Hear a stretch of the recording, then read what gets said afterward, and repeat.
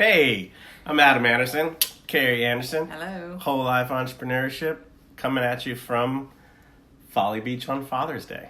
Happy Father's Day. Happy Father's Day to all you fathers.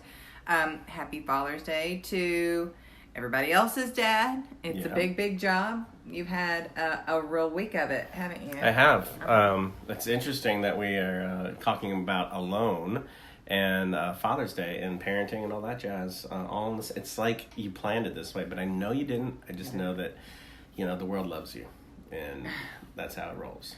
Well, so this past week, we had an opportunity for Adam to take the kids by himself on a little mini vacay to his hometown of Panama City Beach, Florida. Callaway, outside of Panama City, Yeah, to hang out with some buddies.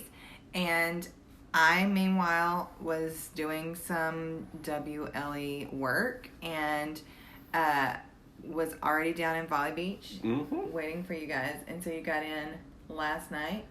Yep. Yeah, after being in a car with those people for 8 hours straight? Yeah, the first 8 hours down was easy. The 8 hours after being in the sun for a whole week, and I was feeling sick. I feel like I got like a sinus infection going, so I'm only going to be 30% funny. You're going to have to up your game a little bit. Nope, we already used it all. No more funny. No more game? You got no more game?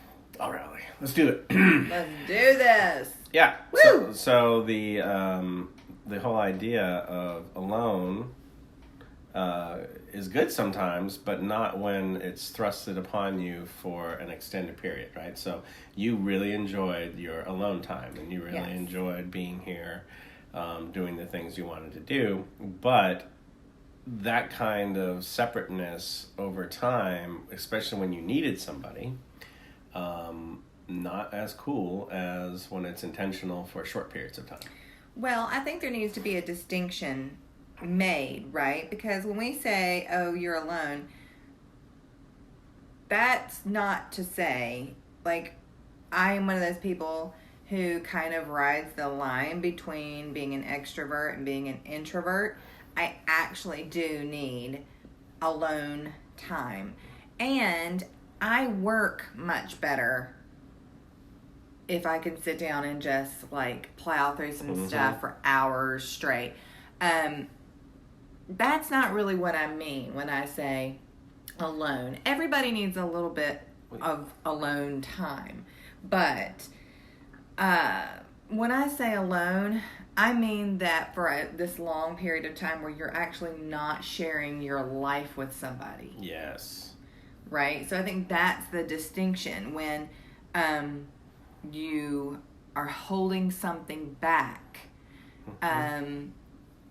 from a relationship is what I mean by that. Because some people choose to live their life alone. Some people choose to be single. Some people aren't people. But that's not really what I mean. So the issue here in the dynamic of an entrepreneurial family is this idea that an entrepreneur carries, should I say more? Would you think more? I think it's weight, more responsibility that kind of isolates you a little. What are your thoughts on it?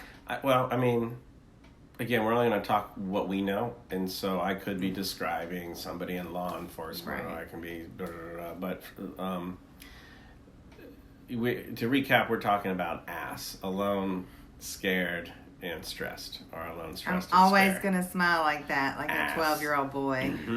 Ass. And so I think we've done a pretty good job, and your blog earlier was fantastic, talking about what this looks like, but I had some thoughts, and I think you're teeing me up about what does this alone side look like and how does it manifest when you're an entrepreneur. Right. So we already reached this point. My personal journey was I'm feeling more and more separated from Carrie, more and more alone, and so I'm turning to other sources, right? I'm like, okay, well, I'm going to be liked at work.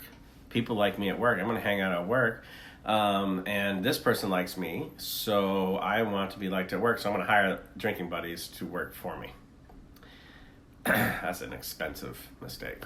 And it gets rid of your drinking buddies. So the punchline was, I kept hiring my friends. My friends then began to work for me. My friends then saw me as their boss, and then they were no longer my friends, right? So being very careful as an entrepreneur, when you have a disproportionate amount of power over some folks, and when you control the paycheck, like it or not, you have some really disproportionate power over somebody. Mm-hmm. It's very difficult for them to just treat you as one of the guys when you can, at a drop of the hat, fire them or choose not to pay them. So I learned some difficult lessons that, and I got to the point where Or even the other side of that, which is take advantage. Sure, absolutely right. And that was the thing, is I learned some lessons.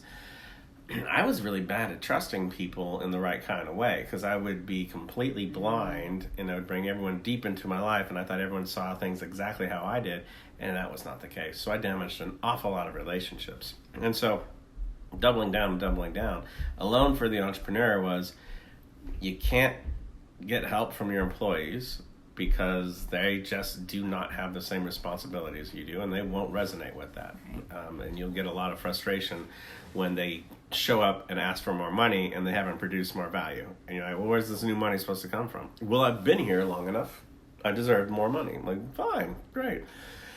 And you can't necessarily complain to your friends, because your friends are like, wow, dude, you're living the dream, man. That's awesome. You're great. You can show up whenever you want. Man, I see you in the bar at 3:00. That's so cool. I'm so jealous.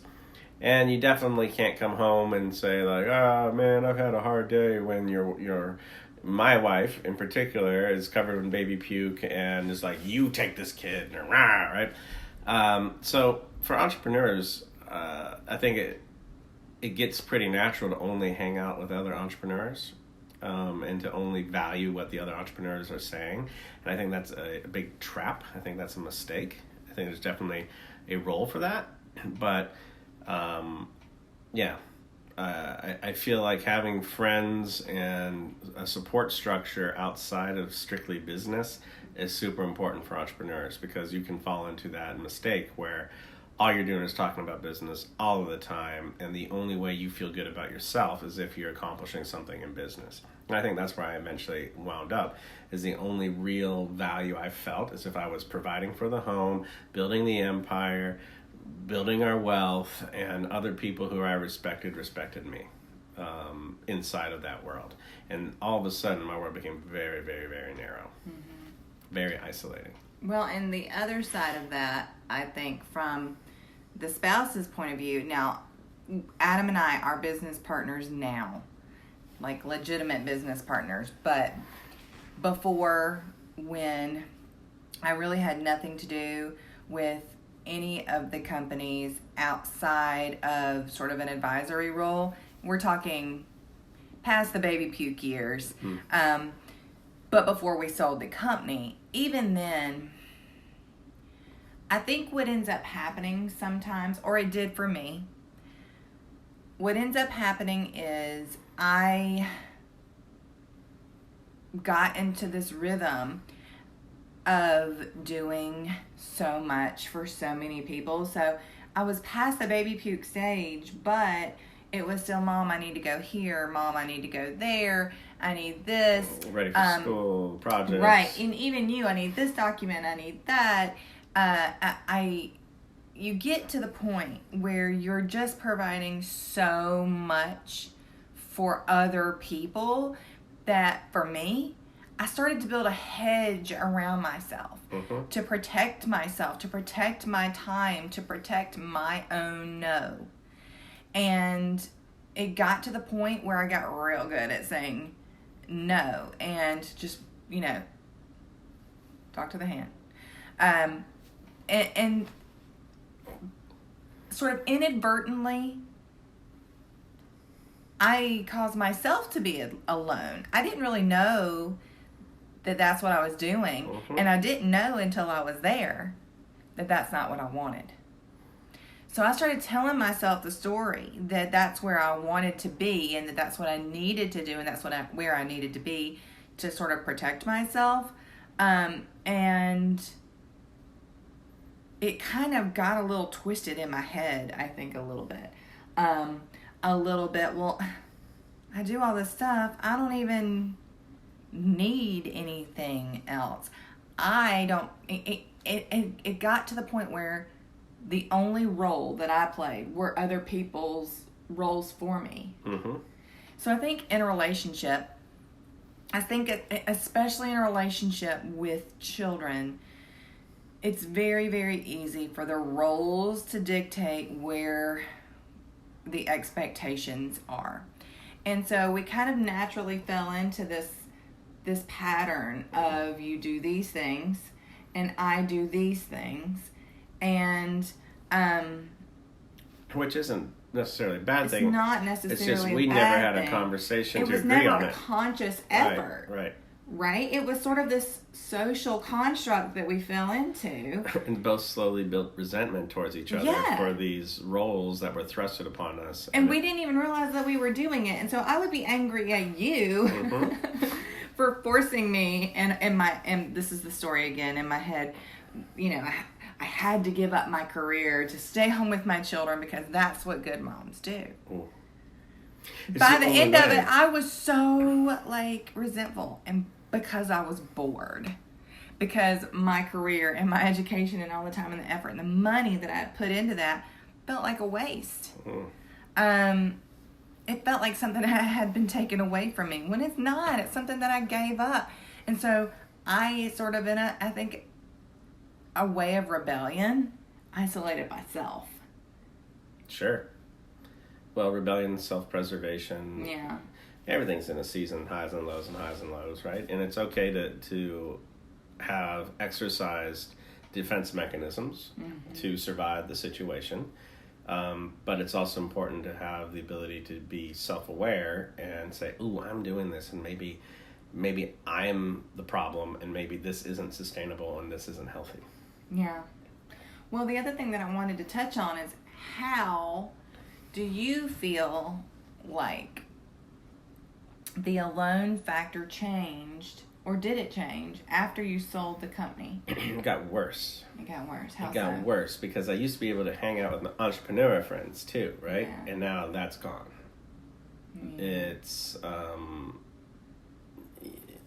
being the CEO of a company, being the owner of a company there's not a lot of us, right?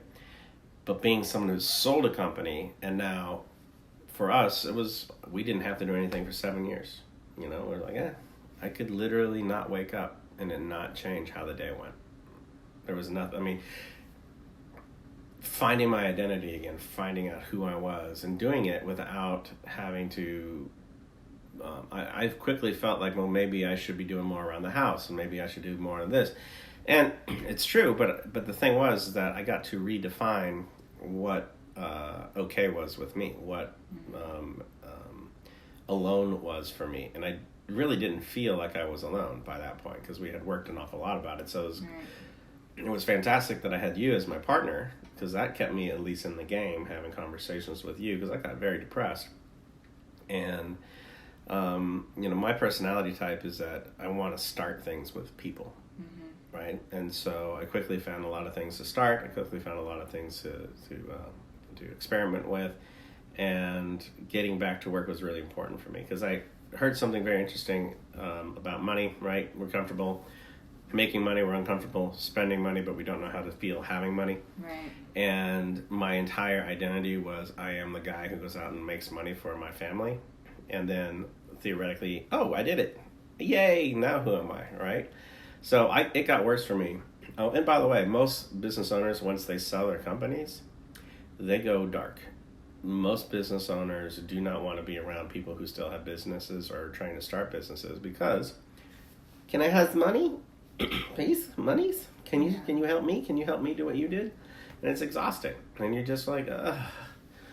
So, I mean, that's why angel groups are created. That's why venture groups. That's why folks typically like to invest with other people's. Well, it gives them a safe and a more mitigated investment, a safer investment, right? Other than like your uncle coming and asking for $15,000 or something. I would never give my uncle $15,000. Yeah, actually, he's pretty savvy. I would definitely give him $15K. I was just thinking, I don't know. So I was like, yeah, don't you probably want 150, right? Give me some returns. Anyway, but it's not just that. It's the don't have to go alone. I mean, we're tribal creatures, and the solo hunter doesn't live very long. So yeah. Well, and I've talked about a conversation that I had with another biz wife. That was, it's not just that I'm alone here. It's that now people can't relate. People don't get my situation. They don't get why you travel so much. They don't get Happy Father's Day, John. They don't relate to me. So, I couldn't always make a connection. It was a little more challenging with, even friends that I had for years, family members that I had for years. It was a little more challenging when I couldn't really relate to them, and it was a lonely place. Do you remember exactly when you felt the farthest from me and what the trigger is? And I mean, you always say, well, you started first, but when did you start feeling like we were reconnecting? When did I feel like we were reconnecting? Because I was trying to think about this the other day after Jennifer's question, which was, what was your rock bottom? So I was trying to remember the first time that I really felt like we kind of came back to a place where we were like, yes, we're syncing again. I don't think that's how it works. The phrase "death by 1,000 cuts," the idea that you have all these small things and eventually you just die, another metaphor is a frog in boiling water jumps out, but if you slowly make it boil. So I think you can crash that way, but I also think you can recover that way. I think you just right. So there was no lightning strike. I think that it really took 1,000 good experiences intentional effort. Yeah, and you turn around like, oh, we're really doing good. Mm-hmm. Oh, wow, we're super healthy. Yeah. Wow, you want to go, I don't know, start an online community? Well, I was remembering the days when you would sit down and kind of give me business 101. We would just sit on our porch, and I was like, okay, well, we've spent all these years being so in our roles, so in our boxes, so in our lanes, and now you don't know where the toilet paper is in our house, and I don't know how our money comes into our family. That's not true. The toilet paper is stored over the washing machine. It took only like 5 years of us living in this house for you to figure that out, though. Only took 1 week of you not being there. It only took me not having toilet paper once. And damn it, I found it. Gotta do the waddle. Those kids are useless. Yeah, but get Daddy some TP. Daddy just made a big old brown. Okay, well, but my point is, when we were kind of sitting down and having, just move on. Let's just move on. I literally had like 7 or 8 more puns. Let's just keep rolling. Just go with the flow. So when we were kind of getting to the point where when you were explaining things to me, and it sort of is the beginning processes of what the family business meeting evolved into, I can kind of hook myself into that moment a little bit and see us creating something together then. Yeah. And I really think that that's been key for Adam and me. Yeah, but I think it's important to also say that I still personally feel moments of alone, like even like happening in today's Carrie and Adam 17.0, right? They're what I don't want people to think is that we totally just checked that box and now we're together forever and never alone. No, I feel like we again, it spurts. There's times when you're feeling alone. There's times when you're feeling empty, and you need to jump into the 3 C's over and over and over again to, fight off that ass. Do you find that you are lonely when you travel? More now than I used to. When I, back in the day, I felt like I was on a mission, and traveling was exciting, and it was great. And now I find that when I gotta go, I'm like, oh. Yeah. Not frequently, the reason I feel that way is that I don't understand how what I do is translating into money, because a lot of what I'm doing right now is building relationships. I'm really working on my business community without a clear definition of monetization on the end of it. But the networking is valuable in itself. It's just I'm so programmed to feel good when I'm making money, and not just a little bit of money, a lot of money. And I'm feeling okay with the fact that that's probably not healthy for me. So I'm like, you know what, that's okay. It makes me feel good, so I'm going to go do that. I'm just going to go make more money. Is money itself the goal? No, but traveling without a goal, traveling without any kind of value, and just saying I'm really increasing my professional network feels very empty. And so I've gotten really comfortable being at home with the kids and doing things, and it's taken me outside of my comfort zone to be on the road as much as I've been on, and what it looks like I'm going to be on. So yeah. Well, we had a friend of ours reach out to us today. Zach, one of Adam's business partners in another venture, and said, I think you guys need to talk a little bit about expectations for holidays. Because it's Father's Day, and he's feeling really alone because the expectations weren't succinct with what the family thought should happen and what he wanted. And so the whole idea of setting expectations around holidays and talking about stuff ahead of time. Yeah, because when you blend families, do you remember the huge argument we had one time at Christmas because I didn't hang stockings the way your mother did? No, you just hung them wrong. Holidays can be a real trigger. So I definitely think it's interesting that you kind of level set some of those. Yes. What did you get today? I got to sleep in. Yeah. You left your coffee cup out, so I drank that. You're welcome. You made me lunch, which was delicious, and thank you. My daughter got testy in the afternoon. That was good. So she's got a mouth on her. But she did stay with our little guy for 30 minutes while we went to pick up the pizza. Yeah, that's not a gift. That's Yes, it is a gift. If she did it and let him live, it's a gift. No, I got higher expectations than that. Yeah. So, the idea that, I think my Father's Day starts when the kids go to bed and we get to sit on the back porch and watch the moon over the ocean and hang out. What did you all do for your dad when you were growing up? Well, I mean, was it something fancy? Because I was trying to remember what we do for my dad. It's like we might go out to dinner, but we might not. Yeah, no one I sent cares. my dad a card because we were going to be out of town. Yeah, I can't even remember.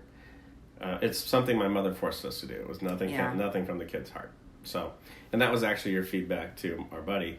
Is, hey, Father's Day isn't about the father. Father's Day is an excuse to do something with the kids. Yeah. Right?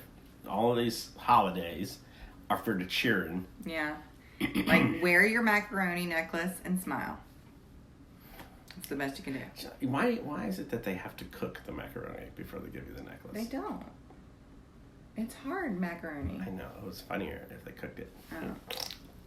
You are right. Your funny is not on point today. I might have a sinus infection. I'm sorry.